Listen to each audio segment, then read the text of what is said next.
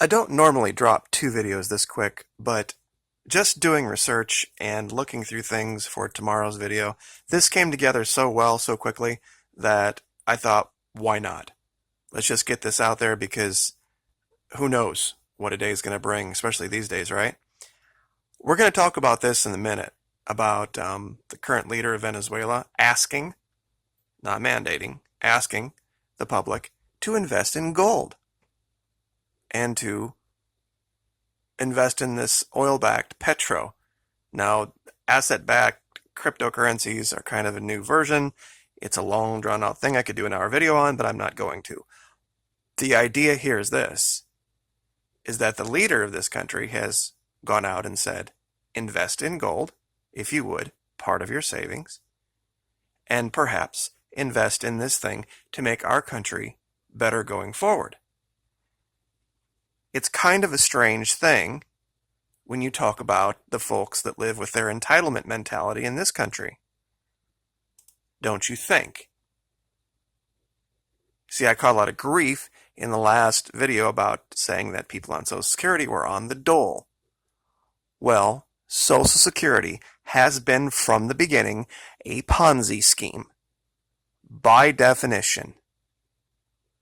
Because there was no way they were going to, and they knew this going in, they were going to maintain the amount of workers versus the amount of people going on Social Security indefinitely. That made it viable then. See, when they started this, they had for every person that was going on to Social Security and retiring, there were, I think at one time, 10, 12, 13 people that were coming into the workforce and paying into Social Security. Well, now that's completely reversed. For every person coming in to the workforce, there are 2 or 3 going on Social Security. And so they're having to raid money from people now that think they're investing in their Social Security for the future to pay off the old. That's literally the definition of a Ponzi scheme. And these people knew what they were doing when they were doing it. They were just doing a really, really long one with the backing of the IRS, with the backing of the ATF, with the backing of a government that basically at gunpoint took your money and forced you to participate in the Ponzi scheme. And if you didn't think there was another option, yes, there was. Now, this says here that they have to pay Social Security taxes for their employees, but not for themselves, if they're self-employed. Speaking of the Amish, they recognize this literally immediately as sin. And they went before the courts, got themselves immune. Millions of them. So there was an option. But on top of this going on right now, this issue with the UN ambassador that I had spoken of, Trump came out and said that he wanted to have a female already.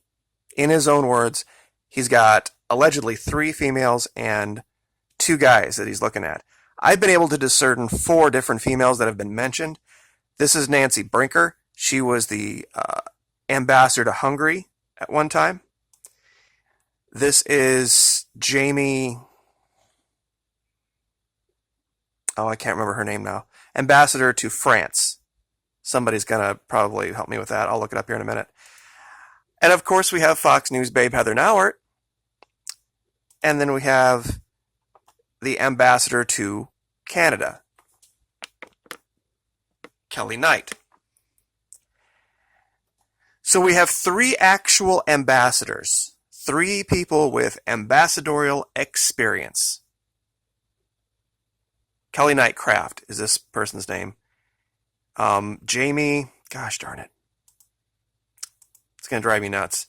Anyway, she's the current U.S. ambassador to France. And she is in the running. So if what I'm alleging about our current leader and his proclivities is true, when he has 3 of these 4 women are in the running, and I'm He is the one himself who put Nauert on the list. Nobody referred her to him. He added her himself. So I'm still saying it's going to be her. Fox News babe, Heather Nauert. The name is here. Hold on. Jamie McCourt. So Nancy Brinker, Jamie McCourt, Heather Nauert, and Kelly Nightcraft are 4 women that have been floated to take Nikki Haley's spot. Now, he's only considering 3 of these 4, and I know Nauert is one of them. So one of these other 3 is either pulled their name or the person reporting it was inaccurate. Dina Powell was another one, but she took her name off the list. And then his own daughter was another one. So that would be a total of 6 women. Now, that by and of itself should set off a whole bunch of alarm bells. But I would bet $50 to anybody right now that this one's a shoe-in walking away. Probably already been decided, actually, would be my guess. They're just waiting for a better, more opportune time to do it. Because if you look into this guy's past, you look how he thinks, you look how he makes decisions. Dina Powell, more qualified, better resume. Every one of those other 3 I just showed you. Ambassador to France. Ambassador to Hungary. And wrong picture. Ambassador to Canada. No ambassadorial experience whatsoever. And might vault right to America's ambassador to the UN. So, just saying. Just going to put that out there. But those of you who think that we don't live in a socialist society, when you talk, and I know that most of you get this, if you've ever started a business or run a business or dealt with anything like that, the taxes, the regulation, the permitting, the inspections, the subsidies, everything else, they give it different names. And they call it protection laws and all this kind of stuff, but it's socialism.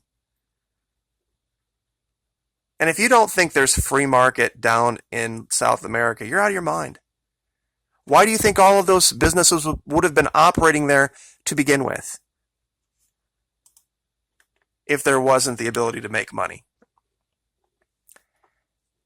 People were making money in using free market capitalism in Venezuela time in memoriam. There's just limits. And there's regulations. We have them here. And we've talked about them, and I just put out a poll detailing that.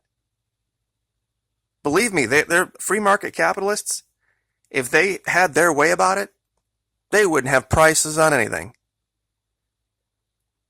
They would train their people to size you up as soon as you walked in the door and base prices simply on your gender, your age, what you drove up in, and the conversation they have with you to determine how much you could afford. It's not what the market will bear, it's whatever they can get away with. And you know it as well as I do. And if you're really that naive that you think people are just doing the right thing out there in the free market because it's the right thing, I've got 2 words for you: Walmart, Amazon. They have absolutely destroyed what you call free market capitalism. And for those of you that are saying, well, it's crony capitalism or it's corporate capitalism, how do you stop it? Tell me how you start a capitalist society and you prevent that without government intrusion. I would like to see somebody lay that out for me. How do you prevent Walmarts? How do you prevent Amazons? How do you prevent that type of thing from destroying what you call true free market capitalism? When we have a government that does this, and have had a government that's done this for a long time, and who's the biggest defenders of Social Security? The left. And who's the biggest recipients? The right. And boy, I tell you what, you start talking about, this is why they call it the third rail of American politics. Meaning that rail in the middle with all of the juice that it will destroy you if you touch it. This entitlement mentality is just beyond. We actually just did a video on Patreon about it, where we were talking about this psychological operation.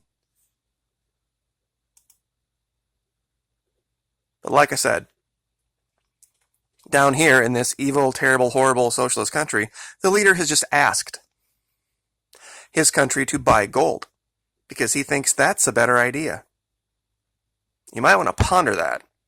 Wouldn't it be great if our leaders came out and said, you know what, maybe our currency isn't the best idea. Maybe you should get into something that has real value like gold. Just thought. Like, share, subscribe.